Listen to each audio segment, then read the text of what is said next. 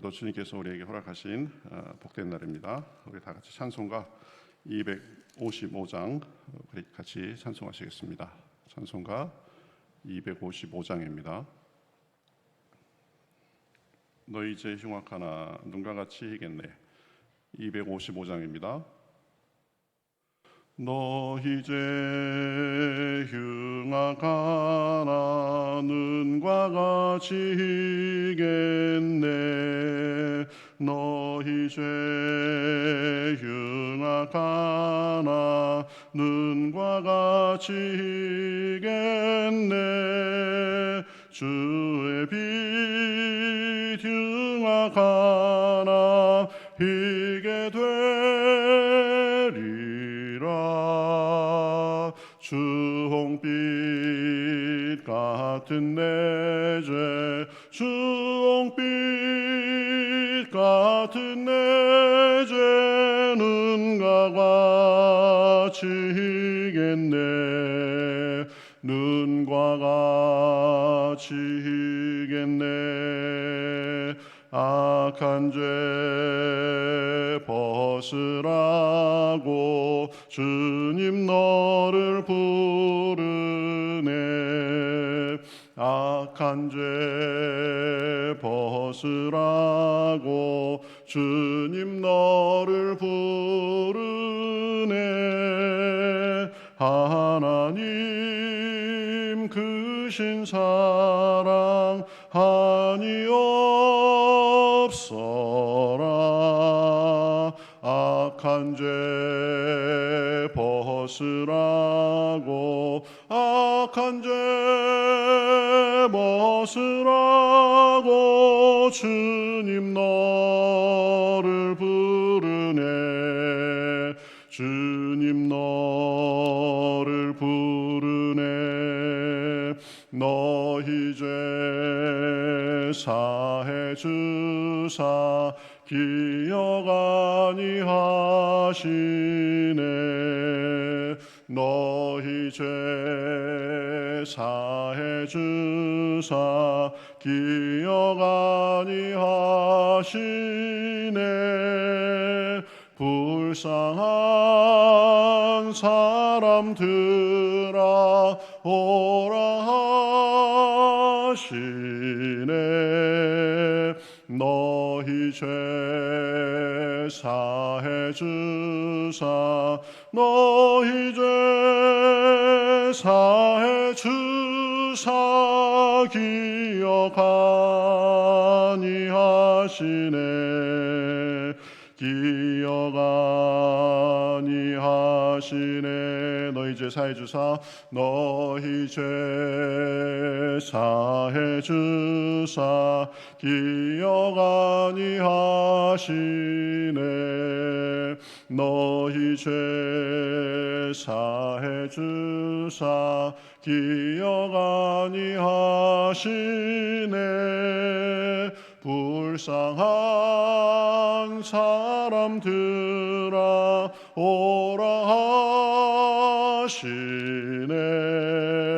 너희 죄 사해 주사 너희 죄 사해 주사 기억 아니하시네. 기억 아니하시네. 아멘. 오늘도 우리의 죄를 용서해 주시고 또 새 은혜를 주시는 우리 주님 앞에 기도하기 위해서 모였습니다. 하나님, 오늘도 주님만 바라봅니다. 하나님께서 저희들의 눈과 귀를 열어주시고 마음을 열어주시고 성령으로 충만케 하여 주시옵소서. 우리 다 같이 기도하겠습니다. 하나님 감사합니다. 오늘도 저희들을 불쌍히 여기셔서 주님 앞에 나와 이렇게 또 주님을 바라며 주님의 은혜를 기다리며 주님의 용서를 우리가 생각하며 나아가게 하시니 감사합니다. 늘 주여 정말 주님께 죄를 사함 받고 또 주님께 죄를 자백함으로 늘 주님과 소통이 끊이지 않는 그것이 될 수 있도록 인도하여 주시옵시고 우리 마음속에 늘 은혜와 능력으로 역사하여 주시옵소서. 은총으로 함께하여 주시옵소서. 오늘도 우리의 눈과 마음을 열어주시옵시고 들을 길을 주시옵시고 말씀으로 아멘하게 하시며 그 말씀이 우리 밭에 떨어져서 100배 60배 30배 결심 있게 엽적함이 없도록 인도하여 주시옵시고 주의 문제를 어떻게 할지를 잘 생각해서 우리 삶에 정말 주님과 늘 교통이 있을 수 있도록 인도하여 주시옵소서. 감사하며 말씀 기도합니다. 하나님 감사합니다. 오늘도 저희들을 깨워주시고 또 이렇게 새로운 날을 주시고 주님 앞에 나와 기도로 시작하게 하시니 감사합니다. 이 모든 것을 우리 안에 계신 주님께서 역사하시는 줄 믿습니다. 하나님께서 오늘도 저희들을 정결한 마음을 주시옵시고 들을 길을 주시옵시고 결단할 수 있도록 함께 하시며 삶 속에 그것을 잘 적용하고 실천해서 우리 삶 속에 날마다 주님과의 교통과 교제가 넘쳐날 수 있도록 인도하여 주시옵시고 우리 삶이 주님께서 보시기에 아름다우며 우리가 주님 안에서 굳건하고 정결한 삶을 살기에 부족함이 없도록 인도하여 주시옵소서. 여러 기도의 제목도 가지고 왔습니다. 하나님 우리의 무거운 것도 가지고 왔습니다. 하나님 앞에 맡기고 주님의 도우심을 구하며 자유를 얻는 시간 될 수 있도록 인도하시고 성령의 충만함으로 함께하여 주시옵소서. 예수님의 이름으로 기도하옵나이다. 아멘. 자, 우리 성경 말씀 시편 32편 보도록 하겠습니다. 시편 32편입니다.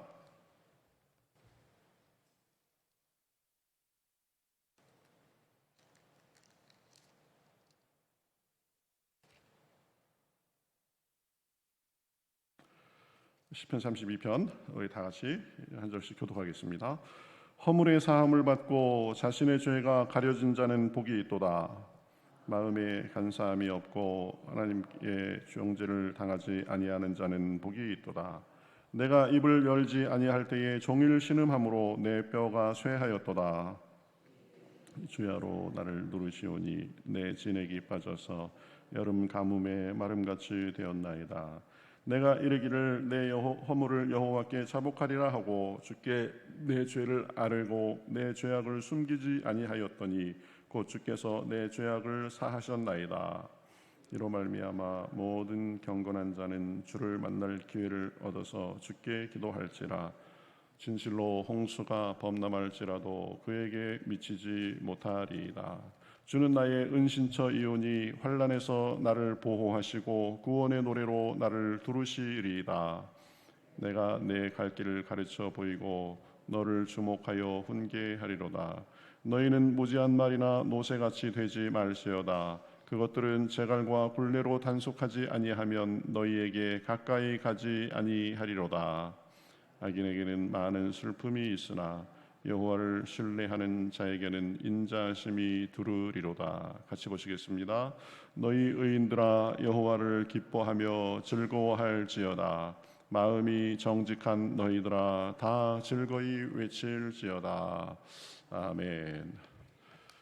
자, 오늘 읽은 시편 32편 이것은 죄의 문제에 대해서 그리고 죄를 어떻게 우리가 해결하는가에 대해서 아주 정확하게 가르쳐주는 그런 시편입니다. 아마 시편 중에서 죄에 대해서 죄의 현상이 무엇인지 그리고 죄의 결과가 어떤지 죄의 고통 그러면서 이 죄를 어떻게 해결할 것인지 이 부분에 대해서 아주 이것보다도 더 정확하게 가르쳐주는 시편은 아마 없다고 할 수 있을 정도로 굉장히 소중한 시편입니다. 32편은 그 다윗의 마스길 이렇게 되어 있습니다. 마스길이라는 의미는 원어상으로 깨닫다, 생각하다라는 그런 뜻을 가지고 있다고 합니다. 그러니까 좀 깨달음을 주는, 좀 생각하게 하는 그런 시다라고 볼 수 있는데요. 예술적인 노래 또는 교훈적 노래라는 그런 아마 뜻으로 그렇게 추정을 합니다. 그래서 이 좋은 내용을 또 아주 그 예술적인 곡조 이런데 담아서 또 교훈을 주는 아주 보면 그 시의 매력이라고 그럴까 능력이라고 그럴까 그게 아니에요. 아주 함축적인 표현으로 우리 마음속에 아주 여러 가지를 담으면서 감동을 주는, 그런데 시 자체만으로 해도 그런데 이게 좋은 멜로디하고 섞이면은 아주 능력이 있죠. 그래서 사람들이 노래를 좋아하고 또 가곡을 좋아하고 뭐 찬송가도 그렇고 그런 게 아주 시적인 가사 자체에도 능력이 있는데 좋은 가락이 실려 있어가지고 그게 보면 마음속에 감동을 더 주는 거죠. 어쨌든 죄의 문제에 대해서 아주 좋은 교훈을 주는 그런 노래다 우리가 이렇게 볼 수 있는데요. 자, 먼저 1절 2절에 보면 죄 사함 받은 사람의 복에 대해서 얘기하고 있습니다. 허물의 사함을 받고 자신의 죄가 가려진 자는 복이 있도다. 허물, 죄 이런 것은 하나님 앞에 우리가 잘못된 것, 부족한 것, 그렇죠? 죄라고 할 수 있습니다. 이 죄를 용서받고 하나님 앞에 그렇게 죄의 문제가 해결된 사람이 가장 복이 있는 자다.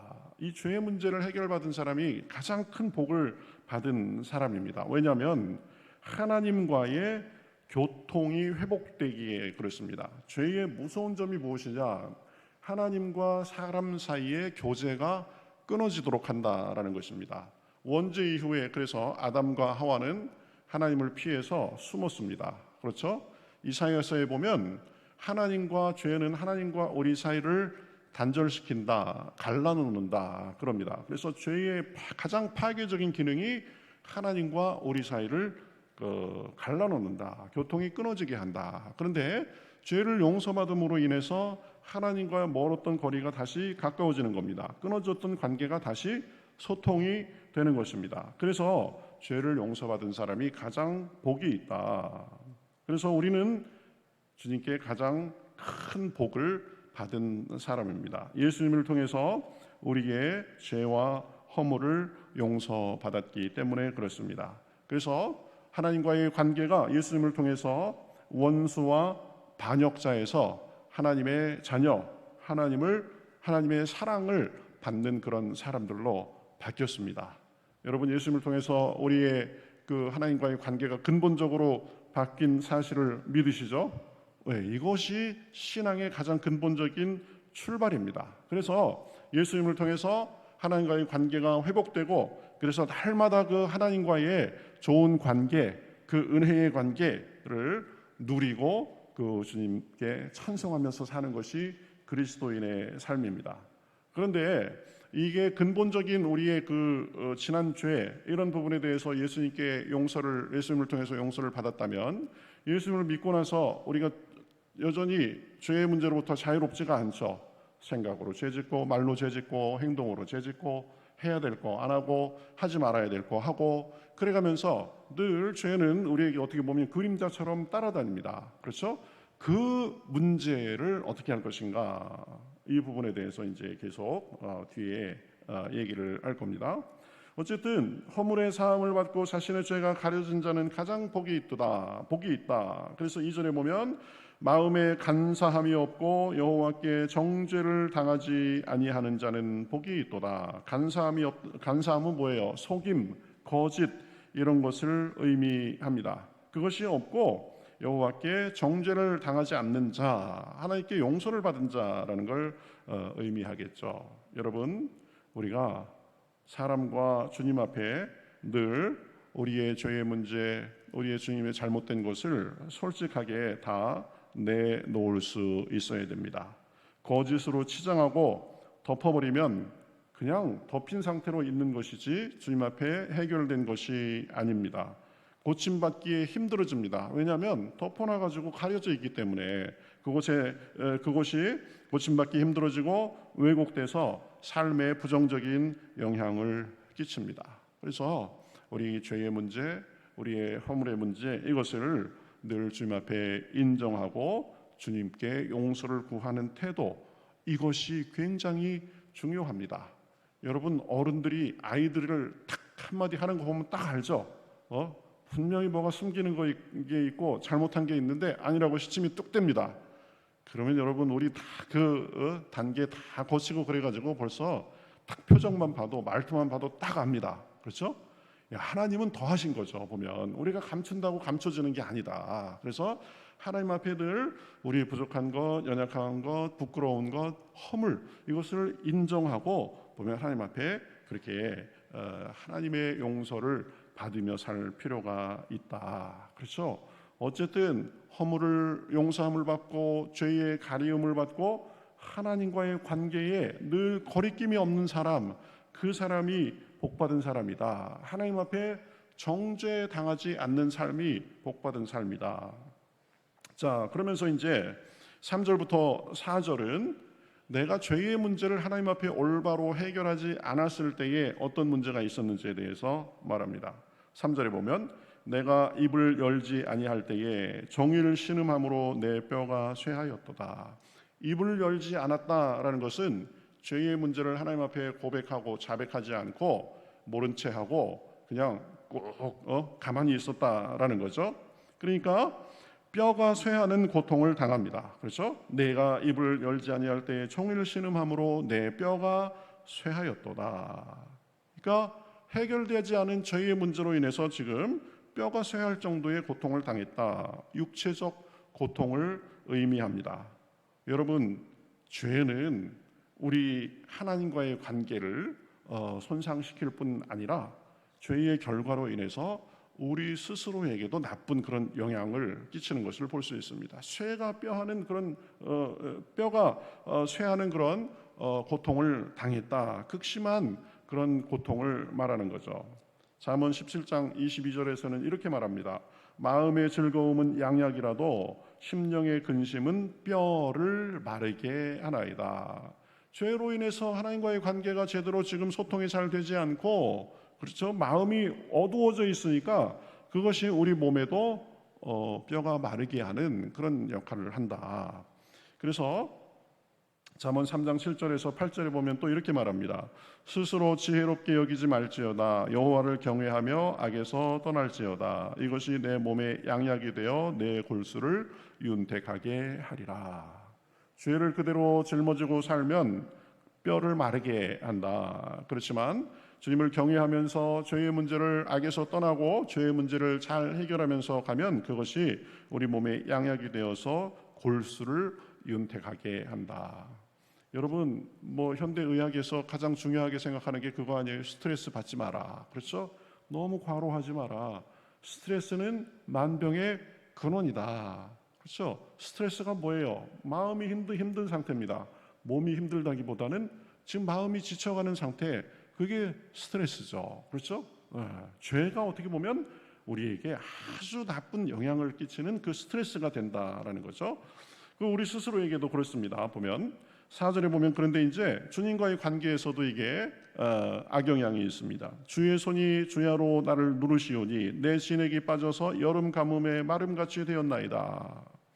여러분, 죄의 결과 하나님과 우리와의 관계가 이게 매끄럽지가 않으니까 주님께서 우리를 손으로 누르는 것 같은 그런 고통을 당하는 거죠. 그래서 내 진액이 빠져서 여름 가뭄에 마름같이 되었나이다. 아주 시적으로 지금 아주 그 극적인 표현을 하는 거죠. 주님께서 그냥 우리를 손으로 누르셔가지고 우리 몸의 모든 진액이 다 빠져버려가지고 여름 가뭄에 그냥 논 바닥이 쫙쫙 갈라지는 것처럼 그렇게 됐다. 그런 말이죠. 그렇죠? 그래서 죄를 자백하지 않으니까 우리 안에서 죄책감, 수치심, 뼈가 마르는 그런 고통이 있고 또 주님의 죄에 대한 징벌, 이 이중적인 고통이 있었다라는 것을 지금 3절, 4절에서 말하는 거죠. 여기에다가 죄가 하나님과의 관계에서뿐만 아니라 다른 인물까지 개입돼 있다면 그것은 이제 삼중적 고통이 되는 것입니다. 하나님과의 관계가 안 좋고 내 스스로와의 관계에 있어서 마음이 어둡고 그저 뼈가 쇠할 정도의 그런 고통을 당하고 또 타인과의 관계에 있어서도 그것으로 인해서 괴롭고 이게 삼중적으로 힘들어지는 거죠. 자, 이런 상황에서 그러면 이 문제를 어떻게 해결할 것인가? 5절에 아주 중요한 말을 합니다.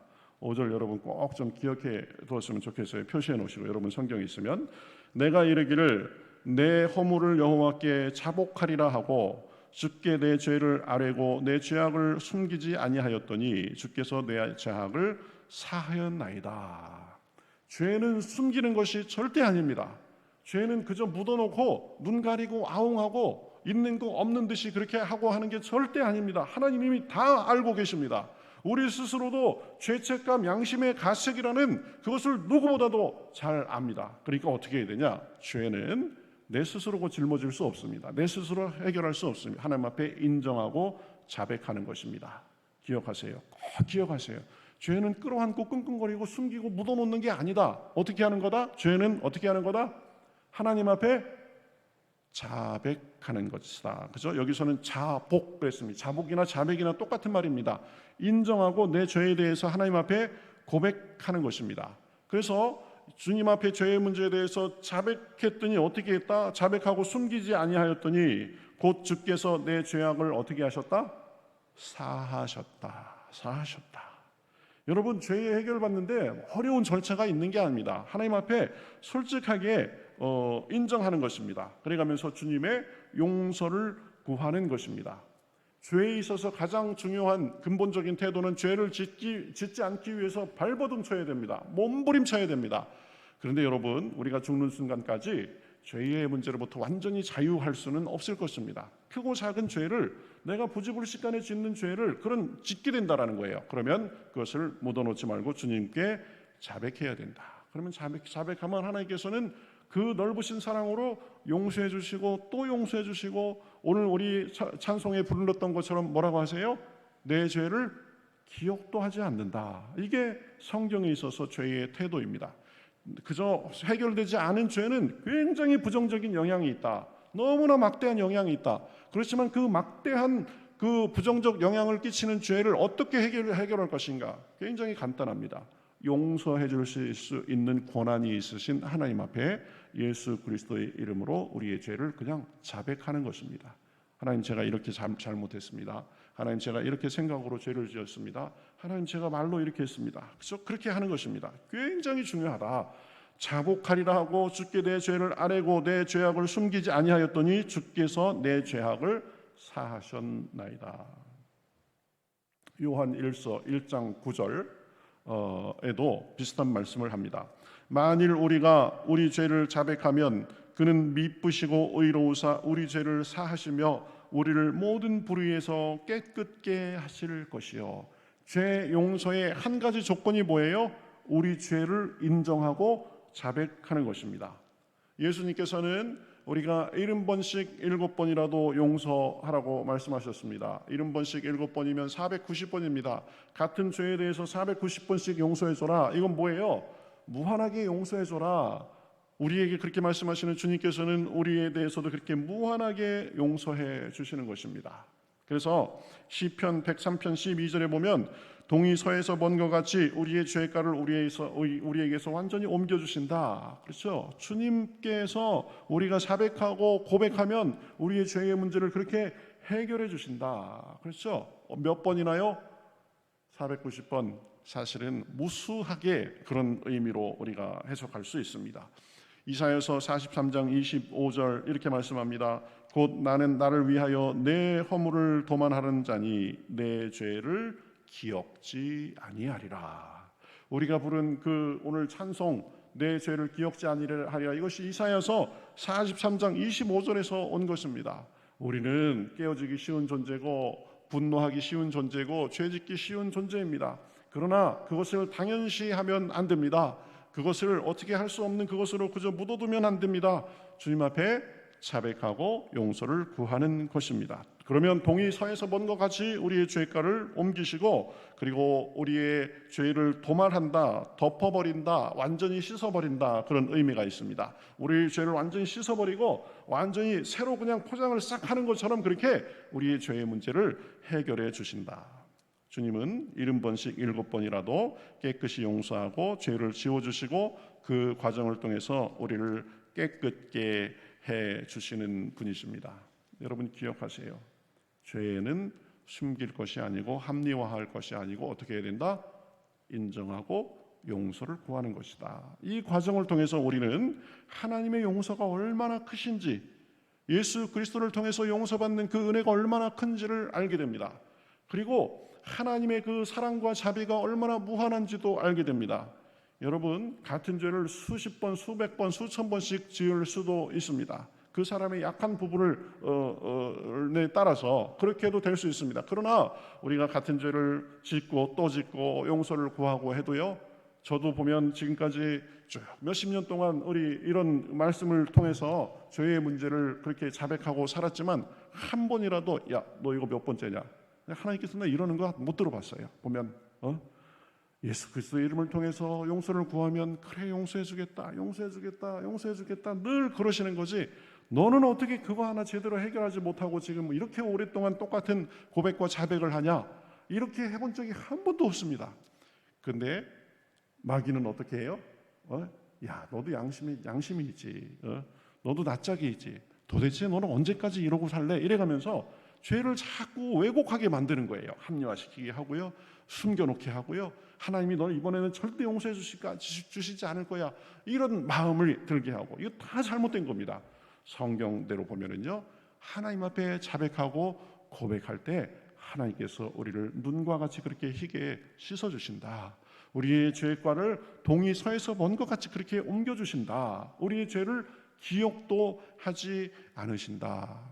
물론 다른 제3자가 개입된 경우에는, 우리가 사람에게 잘못하고 그런 경우에는 그 사람에게까지 우리의 죄의 용서를 구하고 그 사람에게 손해를 끼친 거에 대해서도 우리가 책임을 짓는 그런 자세가 중요합니다. 그러나 근본적으로 순서상 먼저 하나님 앞에 용서받는 것이 중요하다. 그렇죠? 그래서 이로 말미암아 모든 경건한 자는 주를 만날 기회를 얻어서 주께 기도할지라. 진실로 홍수가 범람할지라도 그에게 미치지 못하리이다. 이건 뭐예요? 홍수, 극심한 공경의 상황을 의미합니다. 요즘에 비가 많이 와서 산사댐이 위험하느니, 지하도에 물이 차가지고 삽시간에 차가 둥둥 떴느니, 그죠? 그런 우리가 견딜 수 없는 어려움이 온다 할지라도 주님과 소통이 있고 주님의 보호가 있기 때문에 그것들로부터 우리가 자유하게 살 수 있다라는 것이죠. 그죠? 그래서 9절에 보면 이렇게 말합니다. 너희는 무지한 말이나 노새같이 되지 말지어다. 그것들은 재갈과 굴레로 단속하지 아니하면 너희에게 가까이 가지 아니하리로다. 하나님과의 관계에 있어서 죄를 해결하는 데 있어서 노새와 말과 같이 우리가 행동하지 말라라는 것을 지금 애둘러서 말하는 거죠. 숨기려고 하지 마라.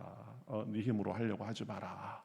하나님 앞에 인정하고 자백해라. 그렇죠? 우리의 어두운 구석, 우리의 약점, 우리의 허물, 우리의 상처, 모든 것을 주님 앞에 자백하고 주님과의 관계에서 풀어가는 것, 이것이 신앙입니다. 죄의 문제도 마찬가지다. 그렇죠?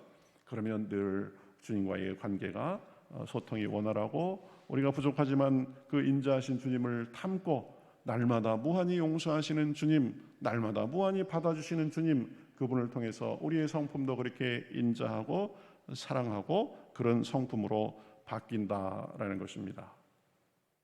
그래서 11절 이렇게 말씀하죠. 10절부터 볼까요? 악인에게는 많은 슬픔이 있으나 여호와를 신뢰하는 자에게는 인자하심이 두루리다. 그렇죠? 두루리로다. 이 악인이 뭐예요? 선인이 뭡니까? 하나님과의 관계에서 나옵니다. 사실은 모든 사람이 다 악인이에요. 보면 사람이 조금 잘났고 선하고 하나님의 기준에서 보면 그거 다 아닙니다. 그런데 악인은 아직 자기의 죄의 문제, 허물의 문제를 하나님 안에서 해결받지 못한 사람이 악인입니다. 선인은 악인보다 좀 잘난 사람, 좀 더 깨끗한 사람 아닙니다. 자기의 이 약함을 인정하고 하나님 안에서 해결받은 사람이 선인입니다. 여러분, 악인과 선인의 기준은 그 사람에게 있지 않습니다. 하나님으로부터 하나님과의 관계를 통해서 죄의 문제를 해결했느냐 하지 않았느냐입니다. 그렇죠? 우리는 악인입니다. 우리는 죄인입니다. 그러나 예수 그리스도를 통해서 죄의 문제를 해결받고 하나님 앞에 선하다고 인정받은 사람들입니다. 그런 이후에도 짓는 죄의 문제 자백하고 고백하고 주님의 선하심을, 주님의 용서하심을 구하면 하나님께서는 수도 없이 용서해 주신다. 그래서 11절에 이렇게 말씀합니다. 너희 의인들아 여호와를 기뻐하며 즐거워할지어다. 마음이 정직한 너희들아 다 즐거이 외칠지어다. 주님께 우리의 허물을 가리움을 받고 죄를 사함을 받고 우리의 죄를 늘 자백함으로 인하여서 무공한 인자하심을 경험함으로 인해서 우리 주님이 우리의 가장 지극한 기쁨이 되고 복이 되고 또 주님을 날마다 기뻐함으로 인해서 주님께서 주시는 그 기쁨과 은혜, 능력이 오늘도 넘쳐나실 수 있기를 주님의 이름으로 축복합니다. 죄는 숨기고 합리화하는 것이 아니다. 그대로 인정하고 주님 앞에 자백하면 우리를 무한히 용서해 주시고 기쁨과 은혜의 삶을 살도록 해 주실 줄 믿습니다. 오늘도 그런 은혜가 넘쳐나시길 바라겠습니다. 찬송가